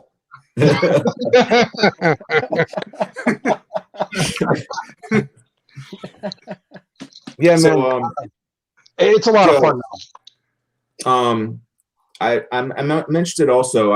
watched some of your stuff, and I know from what I've watched, your uncle was a big influence on your media stuff as far as watching like Tarantino and stuff like that. Is that really what like kind of movies you really gear towards? Like maybe like some Snatch, Guy Ritchie, or Tarantino type stuff, something with some texture to it? My uncles were huge influences on my film life because they were both very big horror heads when I was a kid. They loved their horror movies, and they used to torture me. They used to do everything they could. They just let me in to watch the movie just so they could torture me, which is why to this day, no horror movie even gives me a jump scare anymore, because they just absolutely destroyed me when I was a kid. You can't do anything to me now. I'm friggin' Superman. So I love my horror movies. I don't really have a set type, if you will. I guess horror will always be the genre I'll go back to if I'm just sitting here and I'm like, oh, I want something to watch, but I don't want to throw on anything I need to really pay attention to. I'll just throw on a horror film I've seen a million times. I love a little bit of everything. The only thing I'm not too big on really is romantic comedies. You lose me sometimes because it's all the same, bubbly. Oh, they end up together at the end, and we all know that's a friggin' lie. Okay, so you lose me with that one. Anything that's good. I love mafia movies. I love a little bit of everything. So, right. Horrors, what come with like Pinhead and stuff like that, or is it more like Freddy, Nightmare on Elm Street? I grew up on the slasher era, right? So Freddy, Michael, Jason, Leatherface, even friggin' Chucky, right? Like that's the era I grew up on, so it'll always be near and dear to me. I love, oh man, this is gonna sound so bad. I love blood, dude. I love buckets of blood. Bring it on. You know what I mean? House of a Thousand Corpses. Yeah, House of a Thousand Corpses. I'm a huge Rob Zombie fan, actually. I know his movies are very hit or miss with people. I happen to love his stuff. I do. Newer, I can't remember his name right now. I'm actually going to feature him tomorrow. But newer, it would be the gentleman who helped bring us the Conjuring universe and things like that. I like movies like that too. Let's see, like newer horror. Horror's changed so much these days. You know, it's a very different world from when I grew up. When I grew up, it was very in your face. We're going to show you as much as we can and try and bring the gore and all that stuff. And nowadays, it's become a lot more about the jump scares. And you know, oh, look, everything looks fine. And then, holy crap, what's that? You know, like trying to get you to jump real quick. So I still appreciate those films. I'm just not as big of a fan of them. But I can still find ones in there that I appreciate. Like I was just watching, the hell was I just watching? Can't remember the name of it right now. Forget it. I was watching the latest Annabelle. Annabelle Comes Home, right? And I'm watching it and I'm going, all right, so this one's pretty good, right? It's not bad. But man, if they'd have just turned it up a little bit and given us a little more violence in there somehow, some way, it would have been perfect. So, again, I don't know what that says about me as a human being, but it just adds context. I mean, you can only just do the jump scare for so long. Like, I mean, everything's fine, and then all of a sudden you get a jump scare. They keep it eerie the whole entire film, and then later on they do a little bit more jump scare, and then finally people will either make it out of the house or get away, or they're able to get rid of it. You know, but you know, when you had something like Nightmare on Elm Street, where the guys are trying to bring Freddy into the real world, or they're trying, you know, just different things like that. It had there was better character development, I felt, for the antagonist, you know, and that's just how I grew up too, because I grew up in the '80s, so that was kind of like my wheelhouse. So listen, when I grew up, they gave me things to be afraid of, right? Like Freddy came after you while you were sleeping. That's friggin' terrifying when you're a kid, right? Yeah. The fact that possibly your dreams can come to life, that's a friggin' nightmare. Jason. Okay, well, Jason literally was the reason I did not go in the woods until I was about 15. Didn't go anywhere near the friggin' woods. Because in my eyes, there was some big, scary masked guy in there that no matter how fast I ran was always going to be right behind me. That's just the reality of it, right? And Michael Myers was literally the reason I never pissed off any of my family members. Look what he did. He was their brother, their son, whatever, and he went and chopped the whole family up. They gave you something to actually fear. You know, nowadays it's a lot of what could be there, what was there, and I think the Blair Witch ridiculousness kind of started all that movement, and we've never really recovered from the worst movie in history, in my opinion. But it is what it is. Yeah. Mental. What are your? Oh, go ahead. Say it's just more mental buildup nowadays than anything. Yeah. I'm fine with that as long as you built to something. The Blair Witch built to nothing. I even Nothing. like. I'm not gonna argue that one with you, Joe. I like even the B movies like Evil Dead 1 and 2 and Army of Darkness. Stuff like that was even kind of, it was cheesy, but I still enjoyed it, you know? So funny thing about like the B-rate films, I kind of grew up around them because my uncle actually used to do makeup and sound effects, special effects for B-rate horror films. So cool. Yeah, I used to go into his room all the time and see different masks he was working on and things like that. So it was pretty cool. Oh, okay. So you probably watch a lot like sci-fi where they do like the makeup effects and stuff like that. That stuff's really cool. Yep. I was there when he was trying to get on which was it? Freak Show 2? Right. Yeah, Freak Show 2, I think it was. Am I thinking of the right movie right now? Am I? Oh my God, the first one had the tail of Geordie in it, and second one had the Blob in it. I think it was Creep Show. Okay. Creep Show. I'm sorry. When he was trying to get on Creep Show 2, and I saw the stuff he was making then for it. I was there when he sent in his gargoyle mock-ups for Tales from the Dark Side. Like, yes, I was there for a lot of that stuff with him, and it was really cool.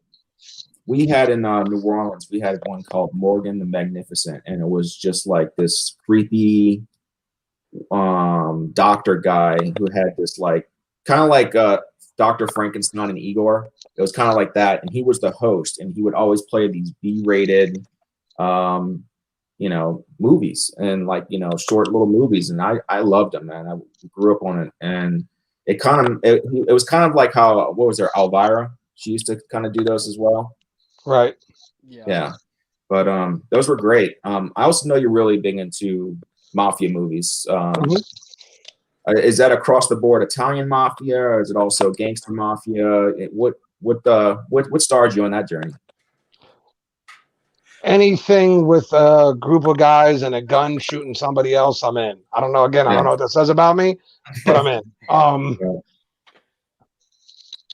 My environment, a little bit, growing up in North Jersey, knowing the history that surrounds us, things like that, you become intrigued a little bit like that.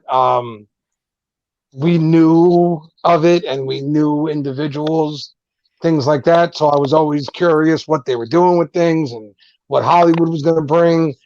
The first one ever I saw was Casino. That was my first intro into the world. Goodfellas quickly followed that, then The Godfathers, and so on and so on. But I don't say like, oh, it's got to be Italian, or Departed was amazing. Even the ones that take place overseas in England and stuff like that, like they've got some really good ones too. Especially the films about like the hooligan firms and stuff like that. Like some of those are absolutely insane. So again, I don't know what it says about me as an individual, but I just like violence. I don't know what to tell you. Yeah, what we watch when we're younger kind of shapes what we understand and what we enjoy watching as we get older.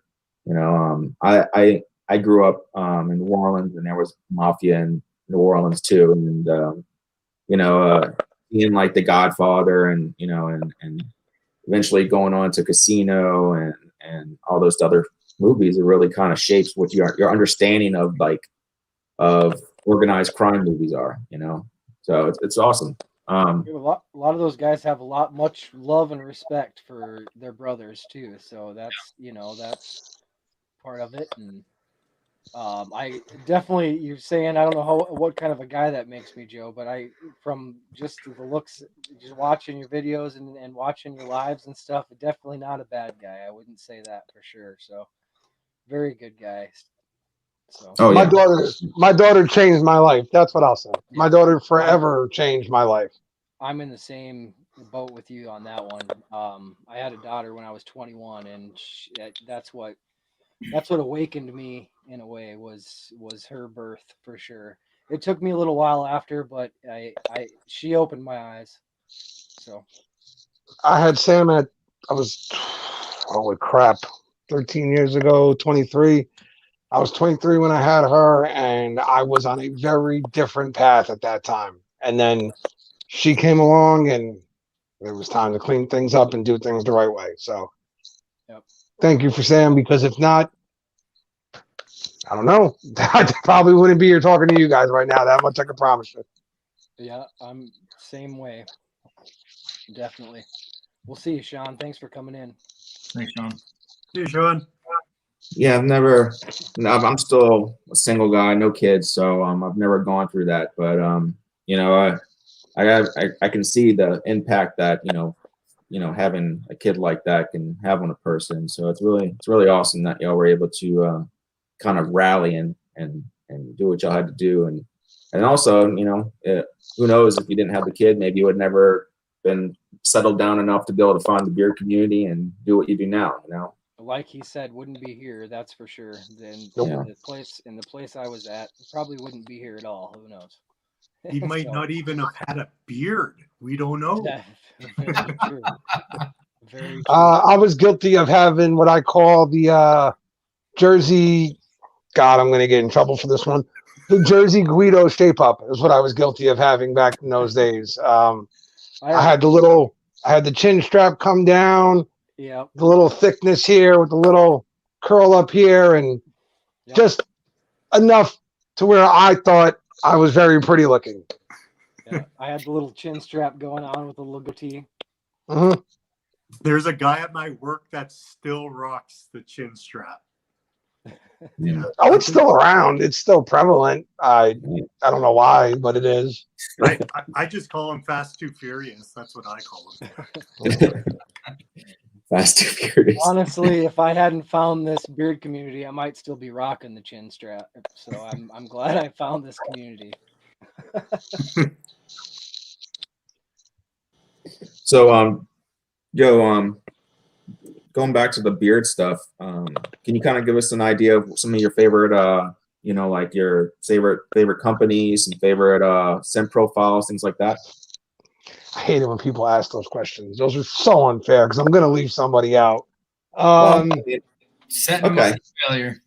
Well, what let's about some rattle off some though. I'll rattle off some. Here we go. Definitely Chesapeake. I've always said this from the beginning since I got his product for the first time. If I was to start a company tomorrow, it would look like Black Rebel Beard. That's exactly what my stuff would look like. And every time Pedro makes a scent profile, it's like he plucked straight out of my brain, except for Escape, not my cup of tea. Besides that, though, everything else he makes is amazing. So Black Rebel, Bandbox fella, Mike is doing great things over there, formerly Chronic, but he's got some amazing things going on. Miner's Beard has a lot of stuff that I love. I don't know, man. I'm like looking over here at my collection, trying not to leave too many people out. Artiest Man. Right. Artiest Man's another huge one that I love. The Bearded Mac, the Find, like there's just too many to rattle off, really. Like there's so many I like. I get it. Yeah. There's so many companies too. It's hard to keep up with how many that are coming out too. Yeah. Never got the Black Rebel. So Black Rebel for me, again, if I was going to start a company tomorrow, it would look like Pedro's company. It would be exactly the way he does things. It would be the scent profiles would be the same, even down to using the friggin' ostrich oil because it feels so amazing in my beard. Like everything would be similar to the way the man does it. So I'm just like a kid in a candy store. Every time he puts out something new, I just can't wait to get my friggin' hands on it. Like, it's bad. That's how I am about Han Yonker. Not the That's another really good one. Like Adam's stuff, just because I like dark man scents, but everything he makes, I like. Yeah, that's another Black Rebel. I've never tried. I've never. I said tried you would Black love Black Rebel if you like Yeah. those like deep manly scents, like Yep. ouds and tobacco or smoky kind of just. I Here, call I'll them give heavy you. scents. You know. I'll give you like 5 you'll probably enjoy right now because again, I've got a bit of a Black Rebel problem. Sasquatch is amazing. Wayland's great. Cash is arguably the greatest scenting profile I've ever put in my friggin' beard. Bronco Buster, stupid good. Okay, like again, he's just got so many that are amazing. Beetlejuice, another great one. Like amazing. See, the hard thing for me with companies is because I'm from Canada, so the exchange rate and shipping is like if I just buy one bottle, It's not worth it. It's like Jolly old Fat Man $75. and Lux. Thank you. Sorry, Tiki. Thank you. Jolly old Fat Man and Lux. Again, I knew I was going to forget some. There you go. Yeah. So yeah, it's like $75. So the only way I can buy beard oil from the States is if I get to buy in bulk. Yeah. And with the subscriptions and Black Rebel and like some of the other ones where like they only do them once a month, I just can't buy from them. It's just too expensive when you're not in the US. Yeah, so, and I mean, Pedro stuff is a little bit more on the expensive side because of the ostrich oil and the amount of it. That's what people don't get. They're like, oh, other people use emu or ostrich.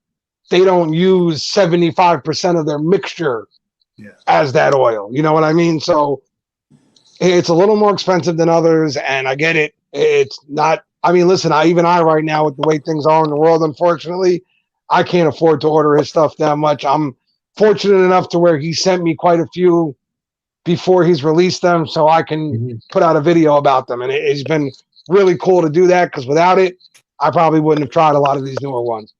You know, in my review, I called Black Rebel. It's a luxury beard oil. It's something that you're going to get when you want to treat yourself. And also forget, you know, people that are in America, it's free shipping in America, you know, United States. Fortunately, not so much in Canada, but you I know, said minors. I'm going to try to find somebody to do a trade for Black Rebel stuff.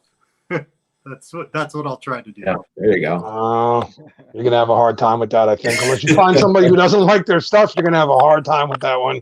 That's all right. I won't lose sleep over it. It's just beard oil. Yeah, there you go.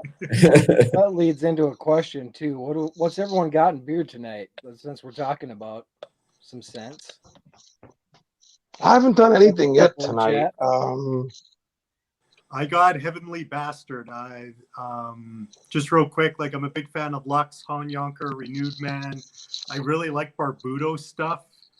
That butter and Bearded Mac has made my beard the softest it's ever been.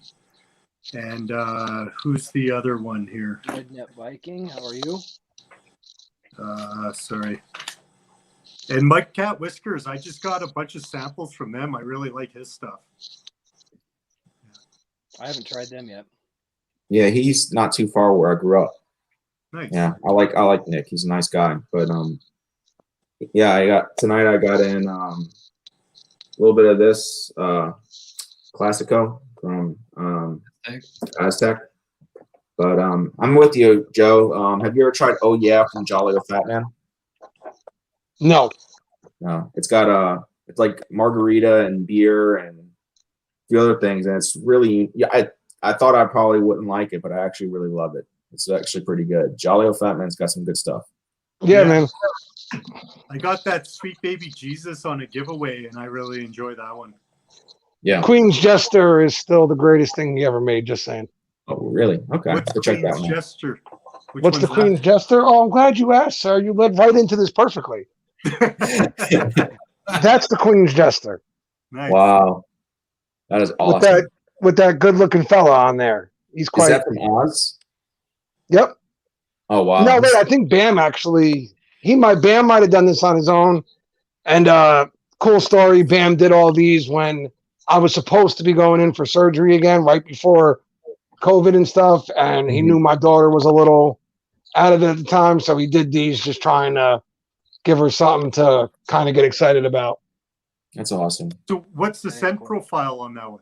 Cotton candy and oud and birchwood. Wow. That's different. Yeah. And then you had the Queen of Beards, which that's Sam. Cool. Yeah. That's really cool. That's cotton candy and blueberry. Those labels are sweet. Then you had, hold on, I'm not done. We had a whole run together that we did. Then you had the Duke of Beards, which was for my dad. That's a Charger with the beard on it, right? Oh, that's cool. Which is cotton candy is the thing that ties them all together because that's what Sam picked on the first one. So this one is black ice and cotton candy. That's cool. Yeah, And, those are like profiles you never heard before. You know. And then you have Together We Are Family, which has all 3 labels on it. That's awesome. Yeah. And it has all 3 scent profiles in one. Wow. That's Yeah, awesome. wow. That's pretty cool. Yeah. What about you, Nick? What you got? I got 1626 from the find in today. Awesome to find. I'm not walking to go get it either to show it off. Yeah, that's fine. I understand. What about you, Casey? That's why you got to put your stuff right next to where you sit, dude. You can just reach over and go. It would take me 10 minutes to go get it, dude. I haven't put any butter on to move around here every once in a while. I haven't put any butter or anything in yet tonight, but this is what I got in from today. Oh wow, I love Chesapeake's Poe. Absolutely love Poe. It's a stand-in, always standard. Chesapeake's really good. I got to try some of that Poe. I've heard a lot about that scent. That's my #1 company. It's not. It's right behind that is Defined, and then maybe in that area is also Copper Johns. But yeah, Chesapeake is just Copper Johns. Gary hits a home run every single time. Yeah, Define's good too. I got 4 of their scents and no complaints. Yeah, really nice stuff. Yeah, I'm trying out Aztec Mystico today or tonight. What's up, Rob? Thanks for coming over, brother. First timer, hey Rob. Hey Rob. Oh, what's up, Rob? And yeah, so are you like you're a fan of ostrich oil? Or do you also like meadowfoam seed oil and stuff like that, or you like more of the thicker carrot oil blends? I'm guessing. I like thicker ones. They seem to work a little bit better for me. I don't have anything against thinner oils. They work well, but what I found is, especially in the colder months, the thicker oil just works better in my beard for some reason. Yeah. Yeah, I think it's because of the cold weather kind of dries it out quicker, and if it's thinner, it kind of doesn't last as long. So like Artius Man, I don't know if you've ever tried them before, but Artius Man's oil is arguably one of the thickest oils on the market. Like if you were to make a scale of thick to thin, Artius Man is up towards the top of the thickness scales. And literally one of my favorite oils to put into my beard. It's amazing. Yeah, wow. I think the only one that's might be as thick or thicker is that Aurora. I had them. Their oil was unbelievably thick. But from Artius Man, I got what is it? Treewood and what is it? Reservation or Restoration? Those 2 scents, like I'm in love with those ones. Those ones are oh man. Restoration is so good. Yeah, like they were fantastic scents. So good. And 3-wood as well, which I have right here as well. Yeah. Another great one.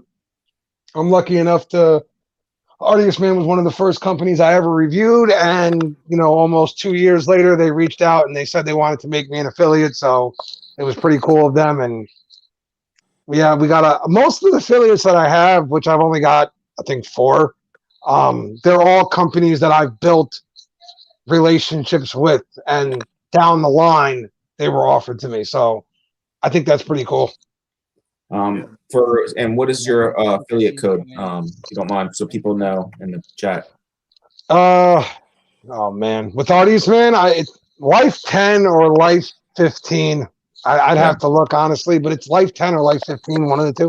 I believe it's Life 15. And if you're not subscribed to Joe, also can contact him on IG if you're interested in hearing more about Artius Man. And it seems like he knows a lot about Black Rebel as well. A little bit. Beard Man is cool. I like Beard Man. I got a good amount of those. I enjoy them. I just got some of the butters, so I'm excited yeah? to try those. I haven't tried them yet, but I'm excited to try those. Beard So, Manning, you said? Yeah. Yeah, those boys, first of all, they used to be part of the reviewers table. I don't know if you know that or not. They were on the table. They are brothers. And when they started their company, something pretty cool, when they were first launching with their first one ever, they did a live stream and they asked people, like, you know, who should be the first one to get our product for a review, and everybody picked me, and they sent it out to me. So it was all pretty cool, and those guys are such good people, man. Scott and Chad are amazing. Yeah, they are. Nice guys. You know, I like the fact that they stopped reviewing when they started making products. I feel like if you're reviewing and making You can't do products, both. it's kind of yeah. No, you can't do both. It doesn't work, man, because even if you spit out a bunch of positive reviews, right? Once you spit out that one negative review, everyone's going to go, well, wait, why should I listen to you? You have a company. How do I know you're not just putting down this company to make yours look better? Exactly. There you go. Yeah. I agree. And I'm not saying anybody would do that. I'm just saying that's how a lot of people would interpret it. Yeah. Well, you know, I mean, do you really want to review other people's products to take them away from buying your products? Right. I mean, I know if I'm making products and I'm doing it as a career, you know, I don't want to review somebody else's products and say, yeah, try this one out, when I really should be telling them to try out my products. So Exactly. I see what you're saying. Yeah. So you said before you COVID hit, you were about to go into surgery. You want to skip over that, or you're okay talking about that? Dude, I'm an open book. Whatever you want to talk about, sir. Yeah, if you I don't know, maybe go shed some light on it, you know, because I know you try to bring awareness to kind of what you've been through, and I think it's really important that people know. Yeah. I have a condition called neurofibromatosis type 2. It is a condition that causes tumors to grow on nerve endings throughout the body. They are non-cancerous. They are just fatty tumors that like to grow in some really awkward places. And in my life, I've had 8 surgeries to have them removed throughout my body, and another 3 on my head to have them removed. The last one was about, let's see, I started my channel in May 2 years ago. So about 2.5 years ago was the last time I had one. And I still have 2 more in my head right now that I have to have taken care of. They've been put on the back burner because of everything else going on in the world. They're just monitoring right now, keeping an eye on them. Unfortunately, it is a hereditary condition. My mother had it. She passed it to me. Sam has to start getting checked soon. One of my biggest fears in life is that my daughter will have to go through the things I've had to go through. I've always said it. I'll take 1,000,000 more surgeries and the worst life you could imagine if it means she gets to walk away from this all, never having to deal with it. So that's why every May, it'll be a part of the channel forever. We do the Beards Against NF fundraiser, where we do a live charity auction, and all the proceeds go to the Children's Tumor Foundation. Nice. Wow, That's an awesome thing. awesome. Yeah, Yeah. that is awesome. So is that something that you're having to deal with for the rest of your life, I'm guessing? Yep. Wow. It started when I was 14, and it'll be part of my life until I'm no longer here anymore. Yeah. So, just a question: do they cause any pain? Yep. Yeah. I have, and I wish I was exaggerating here, mind you. I have anywhere from 10 to 15 of them on my lower back. There are some mornings where it takes me anywhere from a half hour to an hour to get out of bed. Wow. It's the reason why I don't sleep in an actual bed anymore. This is where I sleep. This is really? my chair is where I sleep, because it hurts way too much to lay down. Like, just flat lay down, too much pain. I can't do it. My legs are a constant problem for me, more than likely because of the ones in my back causing nerve ending things to fire down through my legs. So my legs and my feet hurt all the time. My head, it's like living with a constant migraine, honestly. So those are just things I have to deal with, though. So like you sleep in a chair. Hit that Yep. thumbs up. Crazy. Sorry that you're going through that, man. I It's don't wish that on anyone. Yeah. It's incredible. Definitely not. Now, Go ahead, Nick. I was gonna say, Joe, do you have like is there any specific spot that they come back to more often than not? Because they go on certain nerve endings. So I mean, mainly the head is where you get them. These two spots, I don't know if you can see the scars on the side of my head. Yeah. Those are when I was 15, my sophomore year in high school. I had one side done right as high school started. 6 months later, they did the other side. They're both back. Okay. They're both back. It's the downside to anything is if they go in and remove it, even if they leave the smallest piece behind somewhere that they didn't see, it grows right back. Gives it a chance to, yep. I suppose that's going to hurt because it's going to put pressure right there, right by your temple, and that's got to give you a headache, man. So where they actually are is right in behind the inner ear, and they kind of sit right there between the temple and the inner ear. Yeah. And as it grows, it just a constant pressure. It's never ending, honestly. Does that affect your hearing at all? Okay. I'm half deaf, essentially. Okay. Wow. That's why when people say I'm loud, I have no idea. I don't hear that. Yeah, no, I can kind of relate somewhat. I've been through probably 9 ear surgeries. So my hearing's, it's bad. So I can relate, just not quite to the extent that, what you've gone through, obviously. If you ever watch me on a live stream, you will never see an earpiece on my left side. Ever. It's always in this ear, because if I put you in this ear, you could have a full conversation with me and I'd hear maybe 3 words if I was lucky. Yeah. Wow. Yeah, and that's got to be hard. Obviously it's not, but I had my head cut open one ear to the other when I was 6, getting thrown into a pool. I had 250 stitches. That half moon on your thumbnail, that much more. The doctor said I would have been dead right then and there. Wow. So, yeah.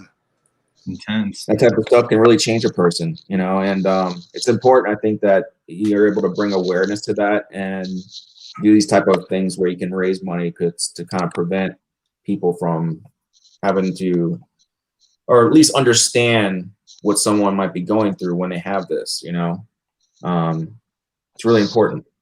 So the money's cool. Don't get me wrong. Being able to give back to a charity that helps is always amazing. But more than that, the one thing I'm trying to stop is I was 26 and I blacked out at home. The pain hit. It was so bad I couldn't even see. And then the next thing I knew, I was waking up in a hospital.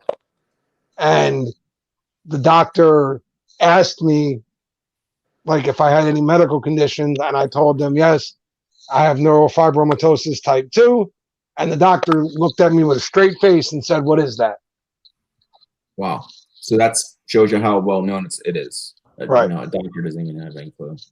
So to me, more importantly, is whether it's 20 people or 20,000 people that see it, it's getting the word out there and making sure that future generations never have to deal with people not knowing what it is they have and not being how can you treat me if you don't know what I have? It doesn't work that way. Yeah. Right. Yeah, I just can't get over that. You can't lie down, man. Because the pain that just sucks. I mean that in a respectful way, but to have to sleep in a chair because you can't lie down, people don't understand that, and they can't process it unless you go through it, right? And that's just crazy. I'm really sorry that you're going through that, man. I mean, unfortunately, it takes an effect on a lot of things. Even something as simple as taking a walk. right? We all taken for a walk for granted, if you will. Yeah. I, for the most part, try to limit my walks to when the sun is out. Not because I'm afraid of my neighborhood after dark. I could care less, but because of my balance issues. And once it gets dark out, I can't see the ground that well. Really? And if I can't see the ground, I'm swaying back and forth, and I have a very hard time keeping my balance. And it becomes almost like a project for me to get from A to B in the dark. That inner So it's like a ear vertigo. deal kind of sets that off. I've just had like an inner ear infection before, and your balance is off. It throws it kind of gives you that kind of vertigo feeling all the time. So yeah, I can see that, where that would affect your balance too. Yeah, like it's crazy. Like just listening to Joe, like when I was talking about my neck injury, obviously nowhere near to that extent. And it's crazy because when you're going through that kind of pain, you realize a lot of stuff that you did take for granted. Like he says, just walking. And when you're going through that pain, like you don't care about anything except for you just want to feel normal again. You know, like you're just like, I just want to feel normal. I'm tired of this. Yeah. So, one of the things that becomes dangerous in those situations is most doctors' answers are pain medication. And while I'm not one of those people that'll sit here and tell you pain medication has no place in the world, it absolutely has a place. It has a purpose, like everything else does in life. Mm-hmm. Well, what happened to me was back when opioids became the enemy, right? Like everything was bad with them. I was going to a steady pain doctor at that time, and he was giving me 2 pills to take a day. There were extended release morphine pills. I would take one in the morning, one at nighttime. That was it. That was all I took all day long. And then one day I showed up at his office, and he had a note on his door that he had been closed because of some rule he violated. And no new doctors would take on new patients. They were all afraid because they were getting shut down left, right, and center. Well, let me tell you something. Coming off of a pain pill is arguably one of the worst experiences you'll ever go through in your life. Yep. It's horrible, and nothing helps. You just got to deal with it. It's not fun. Yeah. And I looked at it from this perspective. I'm like, man, what about people who don't know? Hey, Joel, see. Like this happened out of nowhere, right? But what about people who don't know, start taking these pills, and then one day the doctor says, oh, well, you're supposed to be better now, so give them, that's it, no more. That's how these things go out of control, because then that person just goes and looks for that feeling anywhere they can at that point. Yep, the drug seek, because people don't know, heroin is an opioid, and so are pain pills is an opioid, and they're all in the same family. Obviously, pills are regulated and the other is not, but the coming down off of it or to the withdrawal is very similar. Pretty much all your nerve endings inflame, and it's can be a very painful thing that a person can go through when they're no longer able to take pain medication. So it's definitely nothing to shirk at. It's all fine and dandy to say that we shouldn't be using these things, they shouldn't be out there, but they serve such an important purpose, especially when someone is like going through what Joe's going through, or going through what you've gone through, Chad, or if say for someone's in a hospice and they just need to be comfortable. Those things are so important. Yeah, like my mom has again on what Redneck Viking said here, how he couldn't feel anything sometimes from the waist down. I've never had to go through anything like that, so I have no idea what that's like, but that's got to be tough. Yeah, like I can only go by my experience, but like because I had the nerve damage in my neck, and it's there every second of every minute of every hour of every day. Like it does not go away. Yeah. And like my mom has nerve damage in her spine, and she has really bad fibromyalgia. And like when you guys are talking about the painkillers and stuff like that, it's kind of like what happened to her. They were giving her the stuff, and then they're like, oh, you can't go on that no more. And it's just crazy, right? And like I said, when you're going through it, all you care about is being normal. You don't care about anything else. Yeah. Nope. Your only focus is on, and that's the thing for me. I know a lot of people looked at it like, oh, you know, opioids are bad anyways, you shouldn't be on them, blah, blah, blah. But for me, they didn't make me feel out of norm. They made me feel normal, if that makes sense. Yep. For a couple hours, I wasn't in pain. I was able to just get up and go about my day normally. You know what I mean? I was able to, if Sam, because back then Sam's still really young, if she wanted to go to the park, sure, let's go. No big deal. Let's go. You know, I was feeling much more willing to do things, you know, and then, so again, I understand all too well what the hell's going on in the world. I live right next to Newark, New Jersey. I know all too well what's going on. But there's a place for everything. It just has to be done the right way. Exactly. You shouldn't take it from people who need it just because some people, a lot of people, are abusing it. Yeah. My aunt, she was in a hospice, and you know, she was getting prescribed stuff, and the nurses were taking her stuff, you know, and also you know, her jewelry and stuff like that. So you know, when people are drug seeking, they'll do the most awfulest things, you know, and those are the people that are trying to get high. You know, people that are trying to just for pain management aren't the ones that are doing this type of stuff.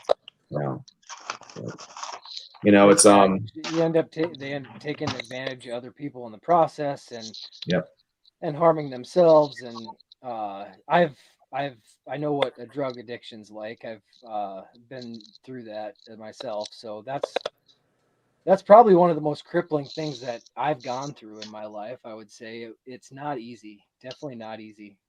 So, well, you know, one of the redeeming things is we're able to find this community, you know, and you know, I find that, you know, the best way to get into trouble is when you have nothing to do, you know. So you know, whether it's depression or anxiety or just getting into straight trouble, idle hands, you know, is the devil's workplace, as they say, you know. So I mean, we don't pour your energy into something positive. For me, it's woodworking, and then you know, hanging out with these guys, you know. For Chad, it's obviously, you know, going and working out and you know, and getting in shape, you know. So everybody's got something that they can pour their energy into, whether it's content creation, you know. So I'm very lucky that I found this community, you know. You know, with all the pros and cons, you know, it's definitely a game changer for me. I would say this community kept me from going back into another spill again. So it's kept me from relapsing again. So I thank you all for that. That's definitely one great positive out of this whole deal. Yeah, like this is a great community. Like the little bit of drama that happens, like, is nothing compared to how positive and how welcoming a lot of people are.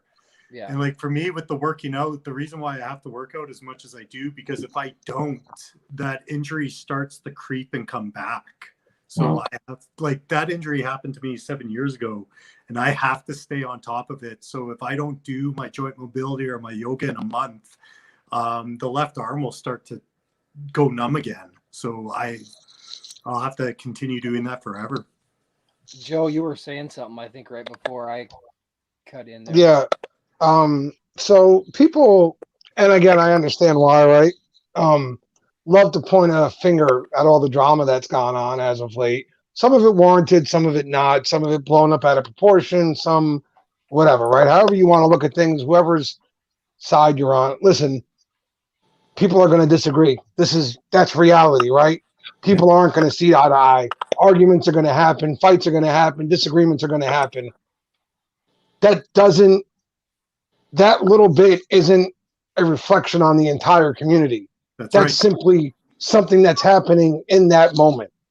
Yeah. Right. Can't have the sweet without the sour. Look, or one of my favorite sayings that was from a Denzel Washington movie, you got to take the crookeds with the straights. Yeah. Not everything's going to be the straight, perfect arrow line, right? You're going to have some problems.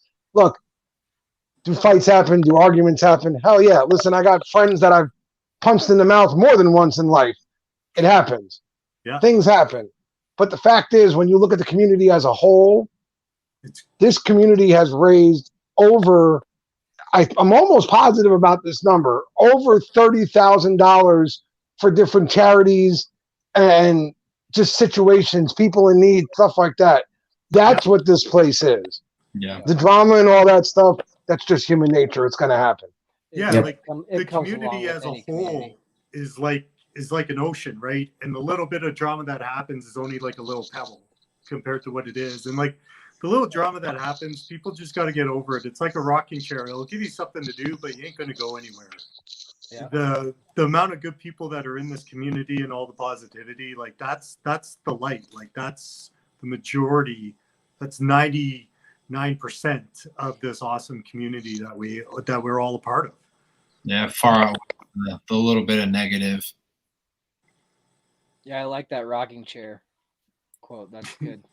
Yeah, it gives you something to do, but you're not going anywhere. That's a very good quote. Yeah. Well, I could definitely say that we're all definitely blessed to found this community and to be here. And I appreciate Joe and Chad for you guys coming on to the show. I guess AC and Nick are probably right along with me. Yeah. We really enjoy talking to you guys, and hopefully we can get you guys on in the future. It's at that 12:30 mark. It's now Saturday. This was a great way to kick off the weekend, in my opinion. So Saturday's going to be a good day because I had a good live stream. Anything you guys got to say before we sign off? This was awesome, man. This is my YouTube debut. I've never done this before. It was great. Thank you guys very much for having me on. I had a blast. Yeah, I'm glad we could host it for you. It was a lot of fun, and I've been on Joe's live streams too, and I always enjoy his and hanging out. Yeah. So it's good to hang out with him actually on screen. Yeah. Yep. We'll be seeing more of you around, Chad, I'm sure, after this. Oh yeah. You'll be. Don't worry, you'll get the live stream bug. It happens to all of us. I promise. These friggin' things are addictive, man. All right. It's so much fun. This is the first time I've ever live streamed with Joe. I want to thank the three men above me for having me on. Thank you very much. Walt, on a personal level, real quick, I just want to thank you, dude, for being the amazing individual you have been throughout my entire journey, man. You've supported us every step of the way. So when you brought up me coming on, it wasn't even a thought, man. I was going to be here. One way or the other, I was going to be here, dude. So thank you for being you. Appreciate it. Tomorrow, Beards on Film, me and Barbado Joe and Sober Chef Eric. God, I might get the time wrong here. 7 o'clock? 8 o'clock? 8 o'clock. 8 o'clock. 8 o'clock over on Barbado Joe's channel. Sunday, the sit down on my channel at 8 o'clock. Yes. Guys, just please be good to each other out there, all right? Take care of each other, please. And if you haven't yet, go to your local supermarket and try some gabagool. You'll thank me later. You got to order as gabagool, not Coca-Cola. Gotta get the gabagool. You can tell you guys from Jersey have heart, definitely, because there's that that strong Jersey. I mean, you can see it from all you guys. So it's what's great about them. JG, Johnny and Joe, all those guys from Jersey, you know exactly where you stand with those guys. And that's why I have the utmost respect for them all. These guys are awesome, and they're, really, really great guys. Jay Cruz, also another Jersey boy, and it's just, all of them are just up there for me, top notch. Yeah, Jay Cruz is awesome. That guy's energy and the way he is, he's pretty sweet. Yeah, he's all right. He's all right for a fake Jersey dude. He's okay. Yeah, fake Jersey, huh? Well, he's Central Jersey. It's not. It's not the same. See, I'm from Canada. I don't know that stuff. It's on the line, so he's okay. He's all right. Awesome. No, there's a lot of amazing people in this community, which is awesome. Like, you can go on forever to name them. You guys having us on here is awesome. Yeah. Well, I appreciate it again. Yeah, definitely. Other than that, I think I've pretty much asked all my questions until next time. That's for sure. Yeah, I think you hit all the points. Definitely. I'm glad I had Walt ask you on, Joe. Yeah. So, I'm honored, man. Seriously, thank you, really. All right. No, Until and next time. yeah. All right. Take talk care, to you all everybody. later. Thanks for coming, guys. All right.